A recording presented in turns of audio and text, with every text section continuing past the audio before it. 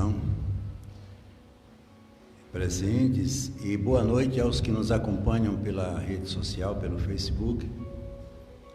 Estamos em mais um sábado nos encontrando para darmos continuidade às nossas palestras e seguir a nossa programação. O tema que nós vamos falar hoje é a ansiedade, que está muito atual, principalmente nesse momento que nós estamos vivendo. Mas não podemos esquecer de dar os avisos que são necessários, que nós continuamos com a nossa campanha de cestas básicas. Essa campanha que nós começamos desde o início do ano, quando surgiu a pandemia, e continuamos atendendo aos nossos irmãos necessitados, que com certeza são os grandes beneficiados por esses outros irmãos que nos entregam as doações, e nós nos encarregamos de ser os que irão fazer chegar até essas famílias. Portanto, aqueles que ainda quiserem e puderem, nos ajude a ajudar esses queridos irmãos. Lembrando também que amanhã nós temos o nosso programa Hora do Chico, às 8 horas da manhã, que é pela Rádio Caruaru FM, e começa às 8 horas da manhã. Eu também queria pedir aos amigos que, se pudesse, se inscrevesse no meu YouTube, Dejean de Medeiros Dantas, porque eu tendo um número maior de inscrições, superando a quantidade de 1000 inscrições, eu posso fazer as transmissões também pelo YouTube. Aí pedir àqueles que pudessem e quisessem se dispor a nos ajudar nesse sentido. E aqui a gente vai continuando fazendo, vamos continuar fazendo as nossas transmissões pelo Facebook, e depois nós gravamos no YouTube para transmitir depois através do WhatsApp. Então, o tema, como eu disse, ele é um tema muito atual, a ansiedade. Vamos entender o que seja a ansiedade e como a gente vencer e curar esse transtorno, que com certeza é motivo de grande sofrimento para uma grande parte da população, não é só do Brasil, mas a população do mundo todo. Então, nós não podemos, como espíritas que somos, deixar de trazer as nossas considerações dentro da doutrina, e que com certeza elas ajudam muito a compreender esse transtorno. Então, nós não podemos também deixar de levar em consideração que nós somos um espírito. O espírito é o ser inteligente da criação. Deus, como sendo a inteligência suprema, criou a todos nós, a sua imagem e sua semelhança. Então, a nossa natureza é essencialmente espiritual. Por isso que muitos dizem, eu tenho um espírito. Eu não tenho um espírito, eu sou um espírito que tenho um corpo, que é esse que nós estamos utilizando nessa experiência transitória. Nós, para podermos, na nossa individualidade, seguir a nossa evolução, nós precisamos formar o primeiro corpo, que é o corpo mental. Esse corpo mental é ele que coordena e arquiva todas as experiências que por elas passamos e a que ainda haveremos de passar. Nada na nossa vida ficará fora desse registro. Por isso que é tão difícil a gente coordenar o pensamento. Pela força dinâmica que ele possui, ele praticamente é de uma natureza muito complexa. A própria psiquiatria, com auxílio das demais ciências, como a psicologia, a psicanálise, elas todas encontram uma dificuldade muito grande para lidar com os fatores que são de natureza mental. Mas o corpo mental, ele precisa de um outro corpo, que é o corpo da forma, porque a mente, ela é de uma estrutura amorfa, ela não tem um modelo, por ser de natureza plenamente etérea, ela precisa de um corpo para identificar o ser que é cada um de nós. E aí forma-se o primeiro corpo de natureza mais visível, pelo menos no mundo espiritual, que é o corpo perispiritual, o que os cientistas chamam de modelo organizador biológico, como o Dr. Hernando Guimarães, corpo biofórmico, enfim, são vários nomes, e nós, como espíritas, chamamos de perispírito. Esse corpo perispiritual, ele é o corpo mais importante ligado ao corpo físico, porque ele é exatamente o que vai dar forma ao corpo físico. Tudo que nós construímos dentro da estrutura orgânica não é causa, é efeito. Esse nosso corpo, ele é consequência de todas as nossas experiências. Por quê? Porque ele é de uma formação que se limita ou se condiciona ao corpo mental. Então, nós pensamos e idealizamos o nosso corpo. Qualquer problema que tivermos de ordem mental, teremos no fator residual uma resposta no nosso corpo físico. Por isso que são tão comuns as doenças psicossomáticas, além das doenças somáticas, como nós vamos ver. Então, o espírito, ele guarda todo o nosso pensamento e os nossos sentimentos. Isso é fundamental na vida de todos nós. A gente não pode esquecer, os pensamentos, eles criam os sentimentos e os sentimentos criam os pensamentos. Por isso que é tão difícil a gente lidar com as experiências do passado. O corpo mental, que é esse corpo que está mais voltado para o nosso estudo, é nele que nós vamos encontrar o tema de hoje, a ansiedade. A nossa ansiedade, ela está exatamente no nosso corpo mental. O corpo perispiritual, que é o corpo que antecede ao nosso corpo físico, ele é responsável pelas emoções. Então, significa fora, emoção é movimento. As pessoas confundem sentimento com emoção, é bem diferente. Os sentimentos geram as emoções geram os sentimentos, mas são de natureza diferente. Então, tudo que nós vivemos no dia a dia, os contatos, as tristezas, as alegrias, as surpresas, elas geram em nós uma emoção que vai ter uma resposta de acordo com o nosso sentimento. A gente tem que pensar muito bem nisso. E é nesse corpo espiritual que estão os nossos centros de força. Esses centros de força, os conhecidos chakras, que é matéria do nosso trabalho aqui no Chico, exatamente ele, todas as vezes que a mente está desarmonizada, está em desequilíbrio, esse corpo responde automaticamente por esse desequilíbrio, alterando os nossos centros de força, que são conhecidos 7 centros: o coronário, o frontal, o laríngeo, o cardíaco, o esplênico, o gástrico e o básico. Então, quando a pessoa nos procura como uma consulta, a gente, através do que ela nos narra, por uma anamnese, a gente tem mais ou menos uma ideia qual centro de força ou quais centros de força estão em desequilíbrio, porque a gente tem como fazer com que esses centros se harmonizem dependendo da pessoa, o fato que nós vamos ver mais adiante. E, finalmente, o nosso corpo físico, que é a expressão de toda a nossa vontade. Ele é mantido pelos hábitos alimentares, né? Nós temos que nos alimentar constantemente. Ele é um corpo que tem o momento do seu descanso.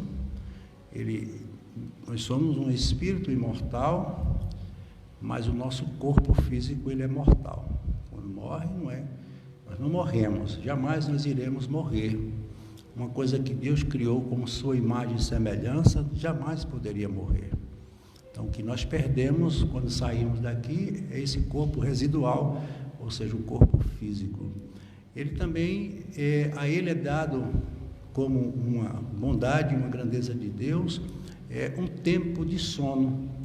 Esse sono, que nós chamamos de um estado de transe profundo, ou estado onírico, ele é que corresponde a praticamente 1/3 do nosso dia. Um dia de 24 horas, o ideal é que a gente repouse no estado de sono pelo menos 8 horas. Alguns alteram esse limite de hora dependendo do organismo e da condição de cada um. E o que significa um sono? É exatamente o momento de desdobramento, ou parcial ou total. É quando, no momento desse, o espírito ele se descompatibiliza, ele se afasta temporariamente do corpo para se recompor, principalmente nesse corpo mental. E muitas vezes ele volta para o seu local de origem, que é o mundo espiritual, dependendo de cada pessoa. Mas quando a pessoa está ansiosa, estressada, tensa, esse corpo perispiritual ele fica tão preso ao corpo físico que a gente muitas vezes não consegue se desdobrar. São aquelas noites de grandes pesadelos, aquelas noites muito mal dormidas, consequentemente trazem para a gente no dia seguinte um esgotamento mental muito grande. Por quê? Porque a mente fica em movimento constante mediante o estresse e a ansiedade, fazendo com que haja um grande desgaste de energia. E o corpo, ao invés de se reorganizar, porque o sono é um estado de harmonização fisiológica e com a libertação do corpo espiritual. E a gente não consegue fazer isso, o corpo fica ressentido desse estágio, desse momento, e aí vem aquele cansaço, aquele mal-estar, a indisposição do dia seguinte. Exatamente por quê? Porque você não soube lidar com a sua natureza mental como espírito. Então, tudo isso a gente está colocando no início para a gente vir a entender o que vem a ser verdadeiramente a ansiedade, como um fato fundamental e natural na vida de todos nós. É engraçado que eu sempre gosto de ler essa revista. Hoje eu tenho tido pouco tempo. A revista é super interessante. Ela tem matérias muito, muito boas, científicas, de natureza científica. E eu, de uma maneira assim, bem despretensiosa, eu peguei uma matéria de Dr. Daniel Kahneman. Ele é psicólogo, só que ele foi Prêmio Nobel da Economia. E ele traz uma afirmativa que é muito pertinente, está muito de acordo com o que nós vamos estudar hoje. Ele diz assim: o presente não dura mais de 3 segundos. Portanto, vivemos sempre divididos entre o eu futuro e o eu passado. Somos feitos essencialmente de memórias. Veja quantas afirmativas ele faz para que a gente possa refletir dentro do que nós vimos. Então, praticamente o nosso presente, ele é quase nada quando se refere ao nosso passado, por esses arquivos de memória que todos nós carregamos. Exato. O segredo da vida está em criar e armazenar memórias felizes que poderão ser revisitadas para sempre. Então, se você quer viver bem o presente, carregue coisas boas do seu passado. Veja que ele diz aqui, está sempre criando e trazendo memórias felizes. Eu, fazendo um parêntese, eu recebi essa semana uma senhora muito sofrida, porque ela havia perdido o seu grande amor, que era o seu marido. Eles não tiveram filhos e viviam os dois. E ela realmente estava inconsolável, porque eu nunca vi um depoimento de um amor tão grande como foi o dela. Eles tinham 42 anos de casados e realmente para ela foi um desastre ter sofrido essa perda, de maneira que ela estava totalmente desequilibrada em todos os aspectos. E daí ela começou narrando todo o seu sofrimento. Mas aí eu disse a ela, sim, vamos falar das coisas alegres que a senhora viveu com ele durante esses 40 anos. Me fale de alguns fatos que foram pontuais na vida de vocês. E ela começou narrando. Por exemplo, ele não saía de casa sem dar um beijo na testa dela e ela na testa dele. que ele dizia que era um dos momentos mais importantes do dia, era ter esse contato e essa despedida dela temporária, né? E ela me contou uma coisa que eu achei maravilhoso, de uma sutileza enorme. Ela disse que quando ela tinha raiva dele, que brigavam, ela dizia: não fale mais comigo. E ele dizia: também eu não falo mais com você. Dava uns 15 minutos, ele chegava na cozinha, quando ela estava lá fazendo os afazeres, dizia: ô querida, onde é que está a minha camisa? Aí ela dizia: você não disse que não ia mais falar comigo? Ele disse: mas quem está com raiva de você é a minha raiva, não é meu amor. Coisa linda, né? Quer dizer, um lado meu está com raiva, mas o outro, o meu amor, não morre.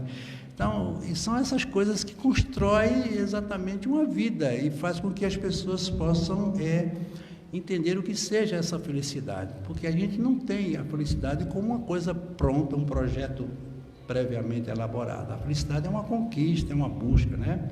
Então, a felicidade está em entender como a nossa mente registra o tempo. Veja que coisa interessante. Para a mente, o presente, ele não existe.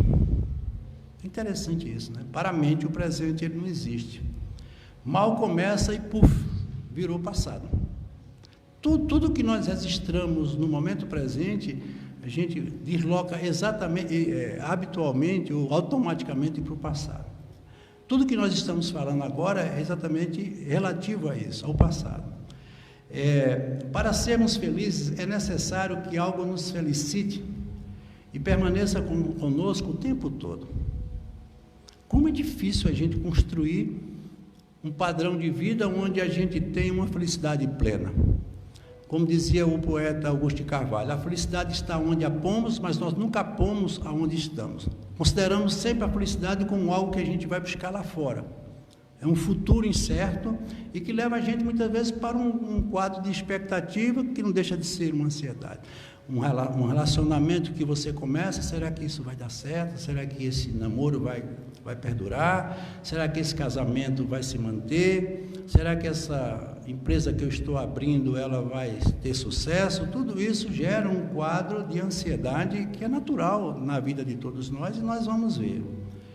Então, se você vai ter que conviver com você para sempre, se você vai ter que se aguentar para sempre, se você vai ser espectador de você mesmo para sempre, então procure se encantar com o que você é para sempre. Ou você se encontra, ou você se entende, ou você não vai ser nada, porque o grande objetivo da vida é do autoconhecimento. Um sábio da antiguidade já nos dizia: conhece-te a ti mesmo. Mas o que é que a gente tem feito da vida da gente nesse sentido?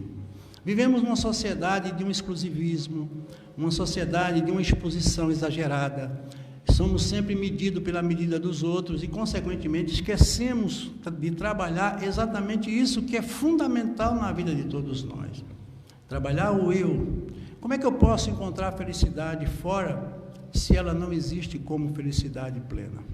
As pessoas, elas nos contentam, elas nos fazem felizes temporariamente, mas a construção e a edificação da verdadeira felicidade precisa de bases, como a gente viu. Lá no espírito estão o quê? Os sentimentos. Sentimentos de amor promovem emoções e, consequentemente, reações de amor. É uma construção que a gente tem que fazer e ela não é de pequeno porte, porque muitas vezes um espírito precisa reencarnar 10, 15 vezes para começar a dar os primeiros lampejos do amor, o amor incondicional. Como é difícil a construção de uma vida no mundo como nós vivemos, principalmente da maneira como nós estamos vivendo. E quando a gente fala disso, a gente não pode esquecer que há uma interligação muito, mas muito, muito sutil entre a nossa vida e a vida dos nossos amigos e irmãos do mundo espiritual. Nós estamos estudando o livro Nosso Lar e ele traz exatamente todas essas informações para que a gente possa fazer uma avaliação do que está sendo vivido e como nós estamos vivendo os nossos momentos aqui. E André Luiz diz lá no seu prefácio fantástico, ele diz: a vida não cessa, a vida é fonte eterna e a morte é o jogo escuro das ilusões, tirando por terra essa ideia de morte, quando a gente sabe muito bem que, como eu falei no início, a morte não é outra coisa senão o cessar das funções vitais de um corpo que nós temos transitório, que é o corpo físico. O grande rio tem seu trajeto antes do mar imenso. Copiando-lhe a expressão, a alma percorre igualmente caminhos variados e etapas diversas. Também recebe afluentes de conhecimentos aqui e ali, e avoluma-se em expressão e purifica-se em qualidade, antes de encontrar o oceano eterno da sabedoria. Que mensagem linda ele fala. Antes de encontrarmos o oceano, por quê? Da mesma maneira que o rio parte de sua nascente para encontrar-se com as águas do oceano, a vida para nós é da mesma maneira. Partimos da condição de uma nascente, ou seja, simples e ignorantes, e estamos nas nossas idas e vindas construindo toda a nossa história para atingirmos essa sabedoria, que seria o momento mais consagrado da vida de todos nós, quando atingiríamos a condição de um espírito puro. Imagine ser um espírito da grandeza de um Cristo como Jesus, que já não tem predisposição nem tendência para nada que seja um contrassenso ou um contraposto. É um amor pleno em todas as suas dimensões. Jesus falava de amor e ninguém amava mais do que ele. Ele falava de perdão e ninguém perdoou mais do que ele. Ele falava da caridade, ele foi tudo em termos de caridade. Veja que nós estamos muito distantes ainda em termos de comportamento para chegar a isso. É indispensável viver vosso drama, conhecer-vos detalhe a detalhe. Viver o seu drama. Então, não procure alguém que vá lhe fazer algo que é preciso que você seja a pessoa que vai fazer.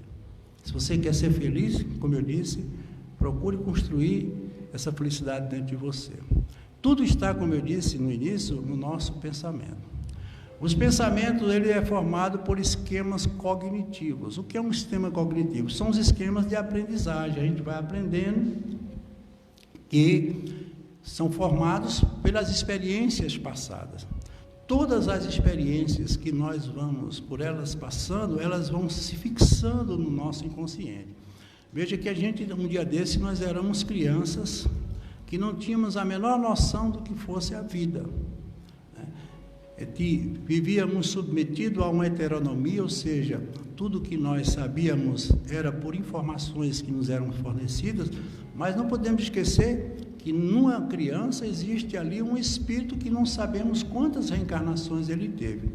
Mas para o processo de um recomeço, ele precisa passar por todas as etapas do crescimento interior. E aí a gente vai desenvolvendo esses conteúdos, como um aluno numa escola, né, que vai aprendendo paulatinamente os conteúdos para formar conteúdos mais complexos. Porque a vida ela é assim, ela parte do simples para o complexo. Se você observar, isso faz parte do cotidiano nosso. Consequentemente, para que você consiga ser uma pessoa formada, é preciso que você tenha nas avaliações as notas necessárias para que você se consagre a esta formatura. Para que o espírito ele possa se consagrar, um espírito de natureza pura, é preciso que ele passe por todas as etapas do crescimento espiritual. Então, o pensamento ele é formado por esses esquemas cognitivos que vai se formar através de uma fixação mental, os padrões de imagem e tudo que você carrega dentro de você. Isso vai se transformar numa coisa que ele chama de sistema de crença. As crenças são aquilo que nós guardamos como verdade. Isso é muito perigoso, porque muitas das nossas crenças são limitadoras e não são tão verdadeiras. Nós vivemos numa sociedade que ela é muito fértil nesse aspecto, por exemplo, principalmente no aspecto religioso. A gente alimenta ainda muita coisa que nos foi imposta, por isso que eu digo, as religiões que convertem, elas não convencem, e consequentemente ele guarda aquilo como sendo verdade e passa a ser refém dessa verdade. Eu sempre faço a comparação com o elefante e o circo. Você passa pelo circo, está o elefante ali, preso a uma pequena cordinha e um grampo preso no chão. E nós sabemos que o elefante ele tem força para derrubar o circo. Mas quando ele era filhote, ele foi tentar tirar aquela corda e não conseguiu. E ele cresceu acreditando que ele não tinha força para tal. E ali exatamente ele está sendo vítima de uma crença que não é verdadeira, mas ele não sai daquilo. Isso faz parte muito da força instintiva de todos nós. E aí nós formamos o que ele chama de um mapa interno. Então, o que é o mapa interno? É a nossa forma de ver todas as coisas que nos rodeiam. Isso é muito perigoso também. Porque se você pegar o mapa do Brasil, naquele globo, vou mostrar os estados, os municípios, os territórios. Mas será que aquilo não se modificou? Claro que houve já uma série de modificações. Rios que já foram represados, cursos que foram modificados, o desmatamento, estados que desenvolveram seus potenciais de populacional e outras coisas, mas o mapa ele deixa aquilo ali como sendo a única coisa verdadeira, e não é, porque a vida ela é dinâmica, ela muda, as pessoas mudam. Quando a gente está com raiva de uma pessoa, a gente não vê a pessoa, a gente vê a raiva na pessoa, e esquecemos muitas vezes que as pessoas não são unicamente aquilo que você padroniza e acha que seja. Por isso que eu sempre digo, quando você tiver, principalmente os casais que têm os seus momentos de dificuldade em relação, quando você tiver raiva, com raiva dele, ou ele com raiva dela, não veja só a raiva. Olha, ele me fez hoje uma raiva muito grande. Mas faça uma espécie de um acordo interno, mas ele não é tão bom, ele não faz tanta coisa boa, ele tira, mas ele bota, né? Ele joga a toalha no chão e eu fico aperreada porque ele deixa a casa toda desarrumada, mas ele é tão carinhoso, ele é tão bom, ou ela. Quer dizer, as pessoas têm que aprender a se libertar desses mapas internos, que são fixações mentais doentias, e levam a esses quadros que nós chamamos de ansiedade. Então, os sentimentos, eles formam o nosso estado emocional, que também provoca as nossas sensações viscerais. Veja que todas as vezes que uma pessoa está ansiosa, ela demonstra uma alteração orgânica ou psíquica, como nós vamos ver, e que muitas vezes leva aos transtornos mais graves, trazendo doenças que são de natureza mais profunda. Então, consequentemente, o estado fisiológico sendo alterado provoca um comportamento. As pessoas muitas vezes estão tristes, apáticas, muitas vezes são pessoas que apresentam um quadro de uma apatia muito grande, e é natural muitas vezes a gente estar num ambiente de trabalho, encontra um amigo ou uma amiga, e ele não está tão alegre, e a gente faz um pré-julgamento. Hoje eu não vou nem chegar perto de fulano, porque ele está muito chato, ela está muito chata.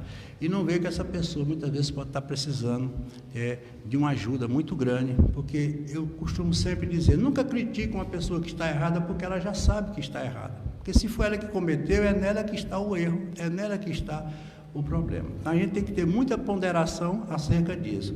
Então, o nosso comportamento que leva às nossas atitudes, e tudo isso é o mapa que nós criamos e dele tiramos as nossas experiências. Quando o pensamento está mal direcionado, ele produz viciações mentais que perturbam o ser e levam a pessoa a conflitos e dificuldades emocionais graves. Vejam que ele fala aqui no pensamento mal direcionado. Se nós direcionarmos inadequadamente, ele vai gerar essas viciações. Quando disciplinado pela vontade bem equilibrada, conduz os sentimentos a níveis mais belos possíveis, enriquecendo o seu consciente que caminha para a superconsciência. A gente vai falar um pouco sobre essa superconsciência. Então, o que é o consciente nosso? O consciente é o que nós estamos utilizando agora. Ele trabalha através dos sentidos naturais, pelo que nós captamos através dos sentidos. A visão, a audição, o tato, o olfato, o paladar, são os meios de comunicação do espírito através do corpo físico que nós possuímos. Nós não podemos fazer uma análise de uma pessoa se não a vermos. Nós não podemos levar em consideração uma fala, uma conversa, se não a ouvirmos. E assim por diante. Então, o nosso cérebro, ele capta, através do córtex frontal, todas as informações do cérebro, que vai ser trabalhada no sentido de avaliação, e, consequentemente, tudo isso vai ser depositado no seu verdadeiro lugar, que é o corpo ou o campo mental. E vejam que isso forma uma conexão constante. Mente e cérebro estão constantemente trabalhando. É como se a mente fosse o programa, o cérebro é o computador. Se o programa der defeito, por melhor que seja o computador, ele não acessa. Se o computador tiver com defeito, a mente também não tem como acessar. Então é preciso que mente e cérebro estejam em sintonia. A psiquiatria mais radical considera mente e cérebro como uma única realidade, e hoje já há uma grande corrente desvinculando isso. Até porque quando a gente desencarna, a primeira coisa que se faz em termos de manifestação, como nós chamamos de morte, é a mente tirar o cérebro, porque essa mente vai embora para onde nós formos, porque nós não somos daqui. Um dos problemas que mais nos leva aos estados de ansiedade é o medo. O temor proporcionado pelo medo, ele é compreensível, porque ele tem as causas objetivas que podemos analisar. Por exemplo, o medo é um mecanismo de defesa. Se não tivéssemos o medo, nós muitas vezes nos colocaríamos em situações de perigo. Veja que o homem primitivo, o homem da caverna, ele saía à procura do alimento.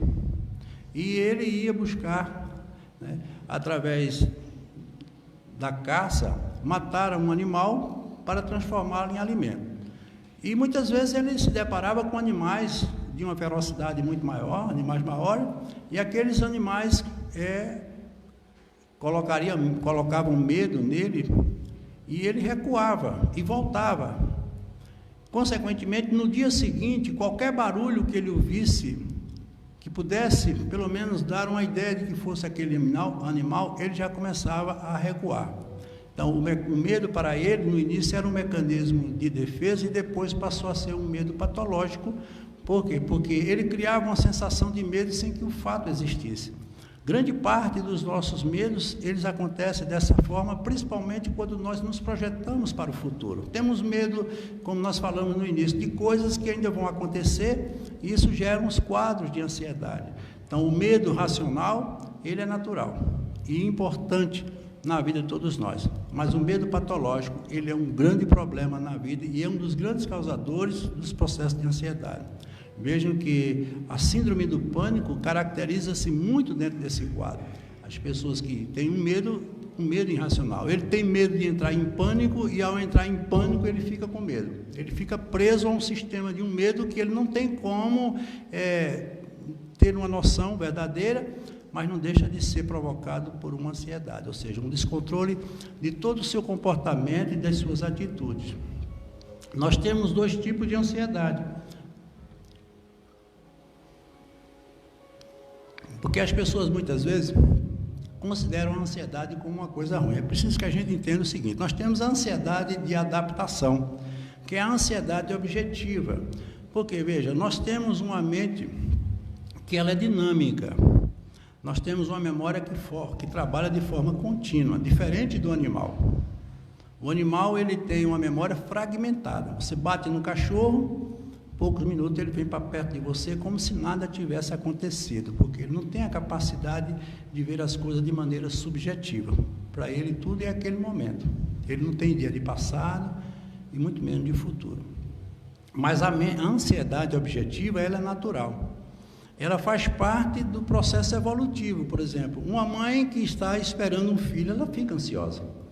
Um aluno, um estudante que faz um concurso, ele aguarda um resultado, ele também fica ansioso. Essa semana mesmo eu fiquei um pouco ansioso, porque eu estava esperando um resultado de algo que eu desejava, e quando foi hoje à tarde, esse resultado chegou. Mas eu tive uma ansiedade natural, eu não me deixei consumir. Todos os dias eu me lembrava e queria muito que esse fato acontecesse, mas de repente eu me entregava a outros fatos, a outras obrigações e, consequentemente, não me prendia. Mas quando a ansiedade se transforma num transtorno, ou seja, quando ocorrem sentimentos contrapostos, Eu acho muito legal isso. A ansiedade, ela tem tudo a ver com sentimentos contrapostos. O que são sentimentos contrapostos? São os nossos conflitos interiores. Não é de fora, é de dentro. Você brigando com o seu próprio eu. E, consequentemente, por você não ter a resposta que você quer, nem aquilo que você deseja, você começa a ficar ansioso. Querendo um resultado, querendo uma resposta, e quando isso não vem, com certeza isso leva você para o que eles chamam de um transtorno de ansiedade. Então, a ansiedade, ela é uma sensação de algo desagradável que está para acontecer. Seria uma definição mais objetiva. Então, eu estou ansioso porque eu sei que amanhã não vai dar certo, que segunda-feira as coisas não vão funcionar como eu queria que funcionassem.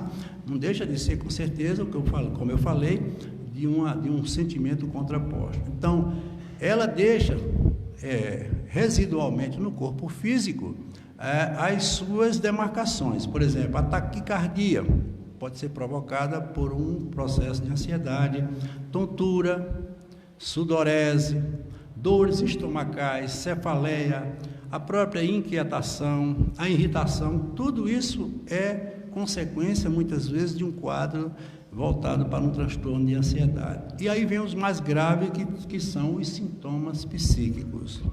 Dentre eles, o mal do século, como nós sabemos, que é a depressão. A depressão, ela muitas vezes fica um pouco dividida entre essa definição, porque, segundo alguma linha da psiquiatria, a depressão é o excesso de passado.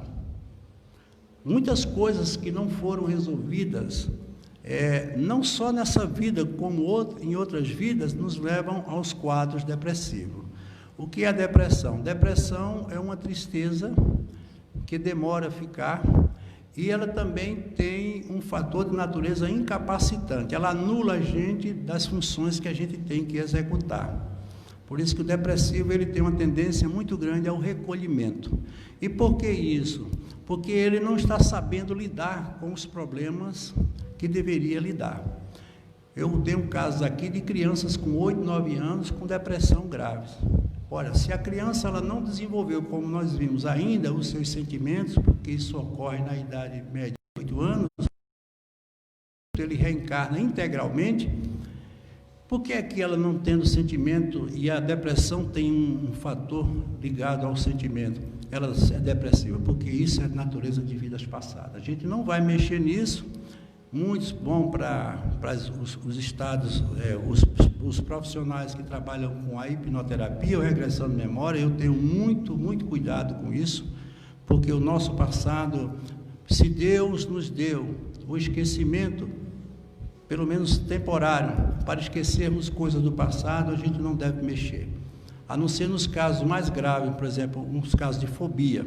Uma pessoa que não gosta que não se sente bem em lugares fechados, que não anda de elevador, essas pessoas trazem um quadro fóbico, e geralmente esses quadros são de consequência e de natureza passada. Aí muitas vezes um trabalho de regressão com um profissional que não se pode fazer na casa espírita, é bom que se diga, ele pode ir lá no momento do passado encontrar o fator que está provocando esse tipo, mas são casos à parte. Então, nós temos a depressão, nós temos a insônia, que é outro fator muito, muito, muito ligado à ansiedade, a perda de concentração. Vemos isso muito na escola, principalmente com os adolescentes, a perda temporária de memória, que muitas vezes é confundido com a síndrome do Alzheimer ou a doença do Alzheimer, mas muitas vezes é uma perda temporária, que só através de uma terapia, um tratamento, ele pode reconstituir a memória e voltando ao quadro normal. Outro fator muito grave é a despersonalização. A pessoa perde o sentido de si mesmo, que esse é de natureza mais transtorno. O transtorno obsessivo compulsivo procura em outros fatores querer fugir dessa ansiedade. A fobia, como nós falamos, a hiperestesia, ou agitação física, a criança tem muito isso quando está ansiosa. E finalmente o que é mais grave, que é o suicídio, que é o caso mais grave desse processo. Nós temos hoje 70% de pessoas no mundo que são vítimas da síndrome do pensamento acelerado, que não deixa de ser a ansiedade. Temos um alto nível de ansiedade, até mesmo, isso eu acho interessante, essa avaliação feita, até mesmo quando estamos dormindo. A gente pensa que quando está dormindo, a mente, ela isola as funções mentais, muito pelo contrário. Por isso que muitas vezes, como eu disse no início, nós nos acordamos cansados, abatidos, apáticos, desmotivados. Isso também é consequência da ansiedade. E ele diz mais: uma mente que não se desliga consome de forma exagerada uma grande quantidade de energia emocional e sentimental. Veja que ele aqui faz uma junção entre a emoção e o sentimento, porque elas estão, como eu disse, elas estão interligadas. Por que mutilar o meu corpo e adoecer minha mente para atender os anseios da sociedade? Essa sociedade que nós estamos vivendo.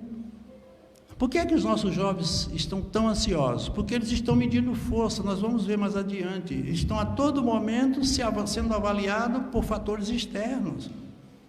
Ou seja, eles ainda não abriram mão da heteronomia. Por isso que muitos entram em estados graves de distonias mentais, porque perderam o sentido da própria vida. Eles são movidos por fatos que estão totalmente ligados à condição a qual eles se entregam, o modismo, essa exposição exagerada das redes sociais, fazendo comparações. Você vê hoje uma criança com 5 anos de idade já tem uma grife, já tem um estilo, para não se falar de outras coisas. Então, o que é que ele está dizendo aqui? Tudo para atender aos anseios da sociedade. Se ela está se movendo numa velocidade como nós estamos vendo, através dos mecanismos da própria informática, que não deixa de ser uma coisa extremamente positiva, mas tem o seu lado negativo. E ele diz mais: quem vence sem risco, triunfa sem glórias. Ou seja, a gente tem que lutar pelo que quer. Isso aí é óbvio na vida de todos nós. Ninguém é digno do pódio se não utilizar os seus fracassos para alcançá-lo. A gente tem que entender que a gente vai cair muitas vezes, como estamos aqui e acolá, caindo nas nossas decisões, nas nossas esperanças, nos nossos desejos, mas isso faz parte da vida. O próprio Jesus disse: no mundo só tereis aflições. Dá a entender que ele nos viu de uma maneira tão... Mas é por quê? Porque nós estamos vivendo num mundo de provas e expiações. Fazer prova significa sempre trazer preocupações para a gente. Numa véspera de prova, por mais preparado que o aluno esteja, ele carrega sempre um pouco de ansiedade e de incerteza. Porque ele precisa daquela avaliação para seguir a vida. Nós precisamos das avaliações do nosso dia a dia para conseguirmos atingir os nossos níveis de evolução. Tudo isso leva para dentro de cada um de nós um grande conteúdo de ansiedade.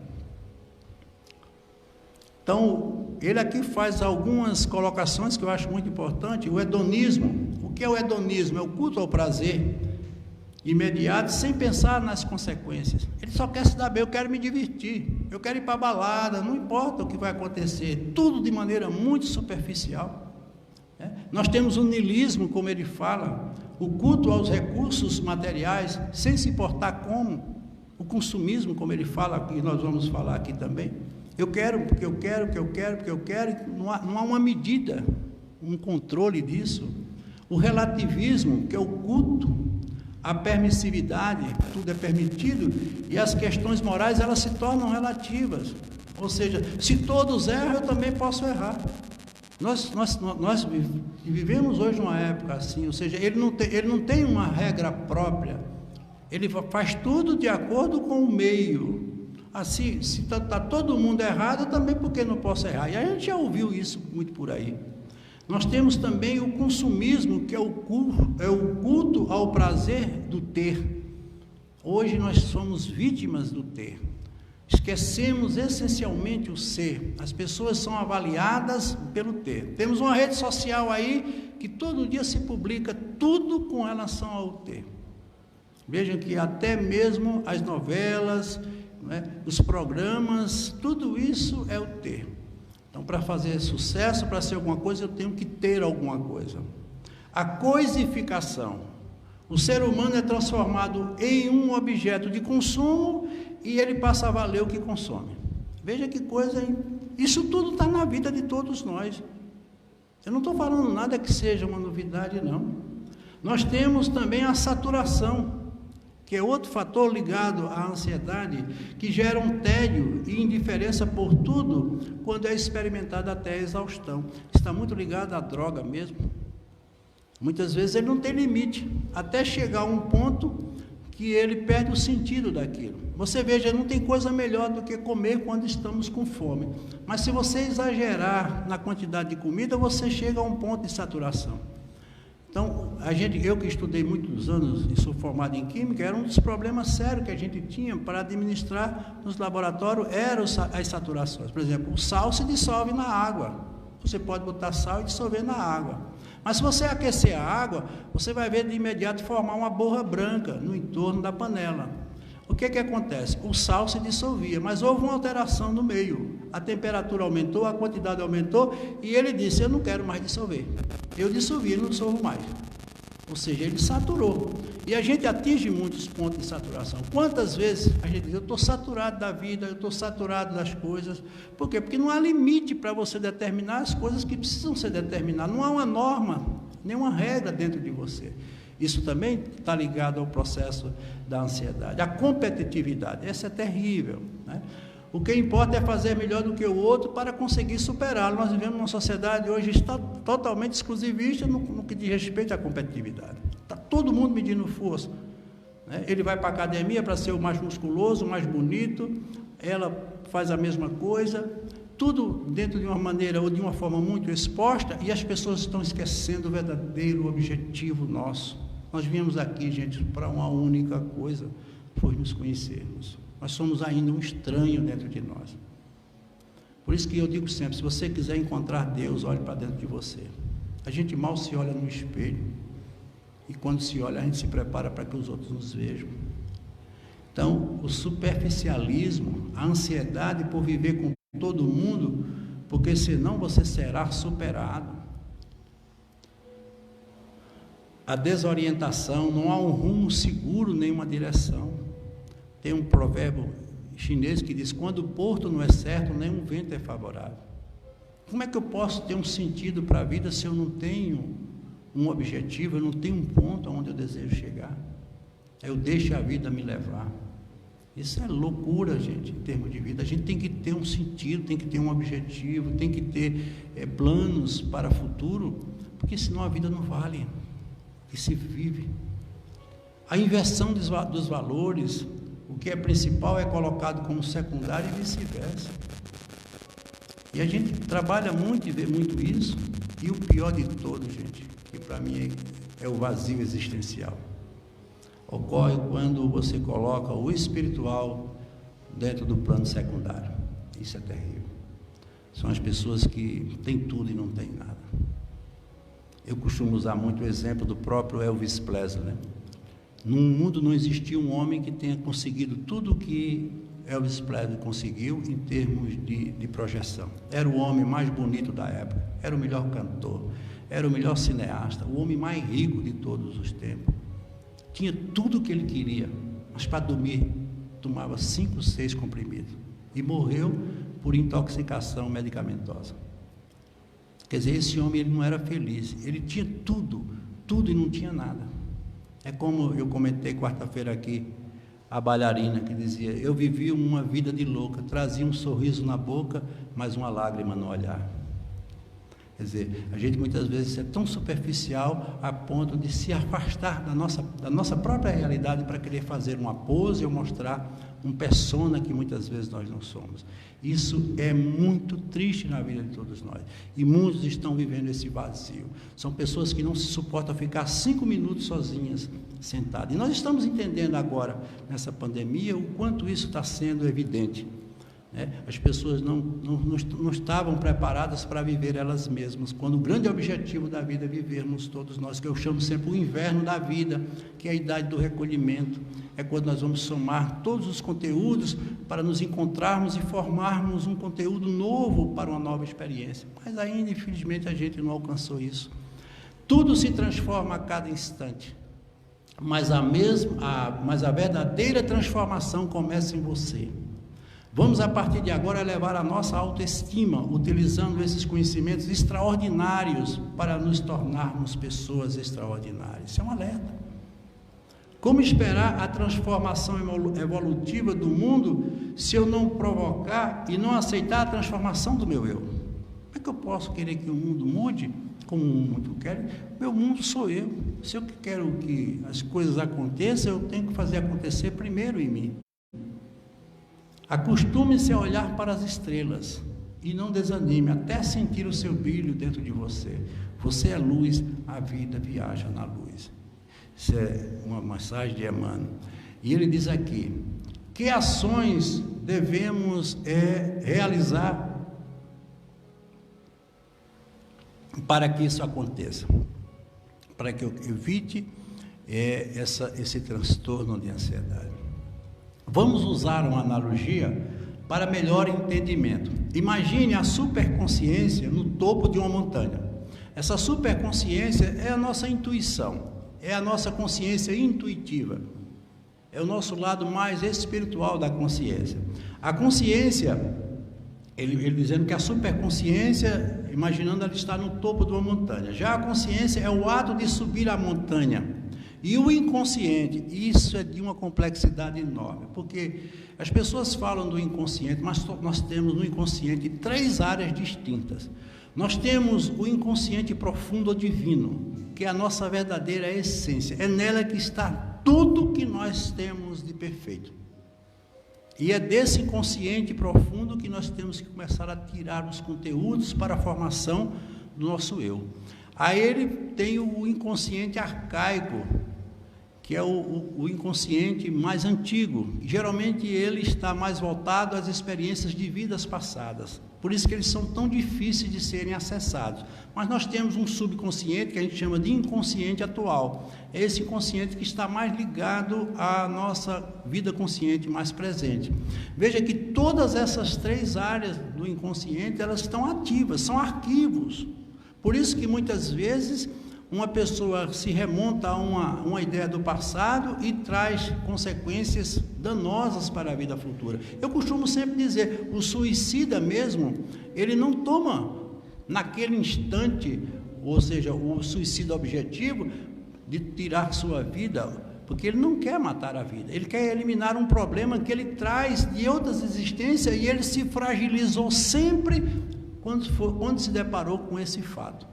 E ele, por não ter força interior, muitas vezes por uma depressão que é de natureza incapacitante, ele vai cair e cai novamente, não tendo força para resistir, por falta de humildade, ele vai e atenta contra a própria vida. Isso está lá no seu inconsciente, como realidade para ser trabalhada, porque eu costumo sempre dizer, o passado não é para repetir, é para a gente refletir. Os nossos erros do passado servem muito para nos conduzir no presente, mas como ele disse, como um processo de transformação. Eu errei e eu não quero errar mais. Por isso que Chico disse com tanta grandeza na mensagem de Emmanuel, embora eu não possa voltar atrás e fazer um novo começo, porque isso está tudo guardado, eu não posso, o meu inconsciente ele não aceita o não, tudo ele é sim, já foi catalogado como sim, não pode mudar esses arquivos. Mas eu posso começar agora e fazer um novo fim. Qualquer um da gente pode, a partir de hoje, começar uma vida totalmente diferente e ser feliz com todos os meios que você puder alcançar. Mas isso vai depender de cada um. Mas eu não consigo ser feliz porque eu tenho as minhas sombras e os meus fantasmas do passado, eles não me deixam. São essas vozes interiores que falam dentro de nós. Ei, o que é isso? Você está muito alegre, você não é isso. Quantas vezes a gente ouve isso de forma indireta? Então ele diz aqui, a consciência é o ato de subir a montanha e o inconsciente, o ato de ficar no sopé da montanha deitado, aguardando. Ele não tem, ele já é ele, o inconsciente já está pronto. Que um acontecimento mágico o coloque no topo da montanha. Ele quer que se resolva tudo.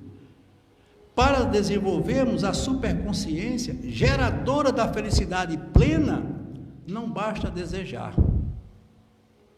É necessário todo o movimento em direção daquilo que nós queremos. Não é só querer, a gente tem que trabalhar em prol daquilo que a gente quer. A doutrina espírita, ela cai exatamente como um grande meio para alcançarmos isso.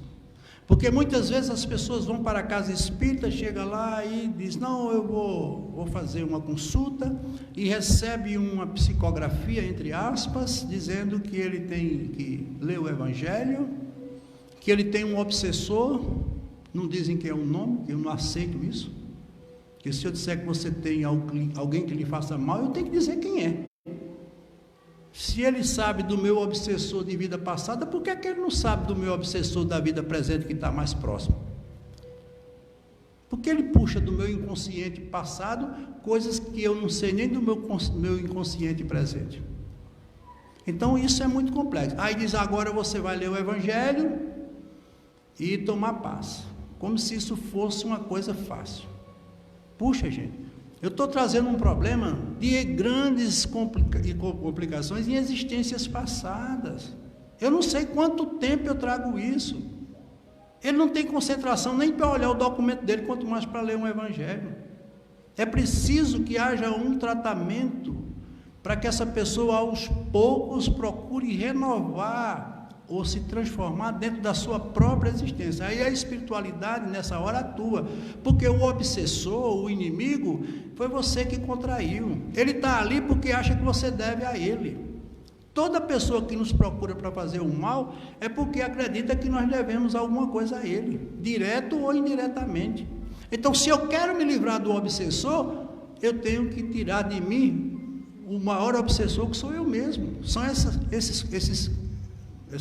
esses fatos do inconsciente que estão me movendo no sentido em que eu me encontro. Então é preciso a gente entender. Trabalhar isso é que é fundamental. Então a gente faz o tratamento com magnetismo, ele é fantástico, ele harmoniza, ele estabiliza, ele modifica. Agora, para se manter em modificação vai depender de você. Eu estou te dando um remédio, mas o remédio não cura, o remédio remedeia. Nenhum remédio cura, porque a cura começa por si, é autocura. Por isso que o remédio serve para um, não serve para outro. Não é o mesmo remédio. Porque isso é uma questão de natureza totalmente íntima, tanto orgânica como espiritual. Não é possível estar no topo da montanha sem disposição para subi-la. Essa disposição de subir a montanha depende unicamente de um fator que ele chama de quê? Força de vontade. A gente quer tudo e não faz nada para ter tudo. Doutor, ele é fantástico. Esse livro, A Arte do Aconselhamento Psicológico, é um psicólogo, ele é doutor na Universidade da Suíça, na Universidade de Nova York, doutor Rollo May. Eu gosto muito dele porque ele traz muitas coisas interessantes e ele é muito voltado para os estudos de Freud. Sabemos que Freud foi o maior de todos, né, em termos da psicanálise. Mas ele tinha uma coisa, Freud ele era materialista, ele não considerava o ser espiritual, por isso que ele brigou tanto com o Jung, porque Jung era espiritualista, inclusive Jung era um médium. E ele diz aqui, quando um paciente neurótico se submete a um tratamento com um psicanalista freudiano, o analista faz com que ele verbalize associações, é a entrevista, isso a gente faz aqui, narre fatos do passado. Então a gente leva a pessoa para uma anamnese, ou seja, uma narrativa. Durante essa confissão, o analista fica à espreita de alguma repressão. Então, onde é que ele está? Né? Com hesitação, ou algum ponto crucial, ou até mesmo um esquecimento e podendo também embaraço. Então, quando ele começa narrando o seu passado, os fatos que ele considera causadores do momento ou do transtorno que ora ele passa, ele começa a dar os sinais que a gente tem que ir observando esses sinais. Aí uma pessoa que não entende, aí acha que isso já é um processo obsessivo. Mas veja, essa inibição ou bloqueio indica a falta de unidade. Ou seja, ele não está conectando, ele não está ligando os fatos. O inconsciente não está se entendendo com a área consciente. É o que a gente chama de um conflito interno. Sentimentos contrapostos.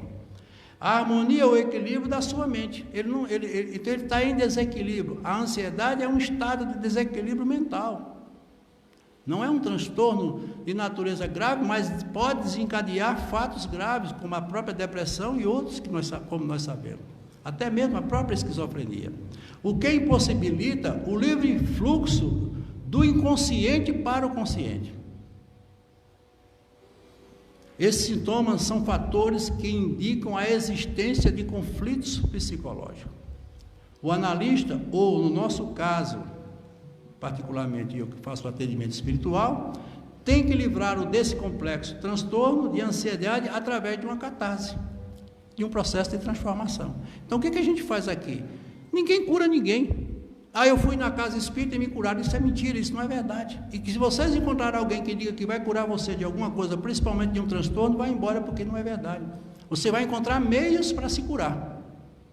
A gente oferece meios. Essa catarse não pode ninguém fazer. Quem vai fazer uma catarse na minha vida, se eu mal consigo me conhecer ou vivenciar as minhas realidades? Então é preciso que a gente entenda. Há um problema sério. Inclusive eu tenho particularmente combatido isso.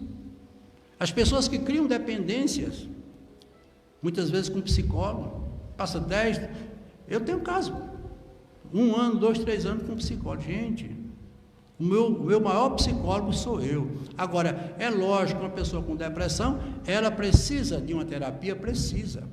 Ela precisa de um psicólogo, precisa. Eu costumo sempre dizer, uma pessoa com transtorno, seja ele qual for, se ele usar os 3 meios que são fundamentais para ele sair, ele sai. O primeiro é o médico. Qualquer doente tem que procurar um médico. Se você chegar numa casa espírita, em qualquer lugar, e disser assim, não procure o médico, vai embora, porque essa casa não é séria. O doente precisa do médico. A medicina existe para tratar de doentes, tanto de natureza psíquica como de natureza fisiológica. O segundo, no tratamento de uma distonia mental, o terapeuta, que é o psicólogo ou o psicanalista, que deverá ser por indicação geralmente do psiquiatra, para que haja uma junção de pensamentos e de trabalho. E o terceiro, que seria fundamental, porque todos os dois combatem o efeito, mas só a doutrina espírita que combate a causa. Ela é quem vai dizer aonde é que está o problema e como resolver. Porque você não é um corpo, você não é um cérebro, você é uma mente. E essa mente, como nós vimos no começo, é de natureza unicamente espiritual. Então, se você quiser ser uma pessoa feliz, você tem que se espiritualizar. Não é frequentar uma casa espírita. Você pode não frequentar. A casa espírita é uma casa de passagem. Isso aqui não congrega fiéis. Toda casa espírita que pensar em formar públicos e congregar fiéis, vendendo uma cura ou qualquer coisa, ela está contra os princípios da doutrina espírita. Allan Kardec diz, conhece o verdadeiro espírito pela conduta moral e pelo sacrifício que faz, ou seja, a transformação moral também para evitar as más inclinações. Então, o espiritismo é ciência, religião e filosofia. E eu, particularmente, considero o espiritismo muito mais ciência, porque se um dia você quiser saber alguma coisa sobre a natureza do espírito, só a ciência que vai poder nos mostrar. E para finalizar, eu trouxe aqui, tem muita coisa, mas a gente não vai poder falar todas. Eu trouxe uma mensagem de Madre Teresa de Calcutá. Eu sou fã dela. Para mim, essa mulher deixou um legado de amor que só Deus é quem sabe aqui na Terra. E ela diz aqui, receitas para ser feliz: viver com metas, ter objetivos, abolir as expectativas com relação à própria ansiedade, não se sentir vítima, porque a gente se vitimiza muito nas horas de dificuldade, perdoar sempre, isso é difícil. Ser um vencedor de si mesmo. Muitas vezes as pessoas são egocêntricas, ilógicas e insensatas. Perdoe-as a si mesmo. Se você é um vencedor, terá falsos amigos e alguns inimigos verdadeiros. Vença a si mesmo. Se você é honesto e franco, as pessoas podem enganá-lo. Seja honesto a si mesmo. Se você levou anos para construir alguém que pode construir, alguém pode destruir de uma hora para outra, construa a si mesmo. Se você tem paz, é feliz, as pessoas podem sentir inveja. Seja feliz a si mesmo. Se você é gentil, as pessoas podem acusá-lo de egoísta ou até mesmo interesseiro. Seja gentil a si mesmo. Dê ao mundo o melhor de você, mas isso pode não ser o bastante. Dê o melhor a si mesmo. Veja você que, afinal de contas, é entre você e Deus, nunca foi entre você e as pessoas. A ansiedade está exatamente dentro desse projeto.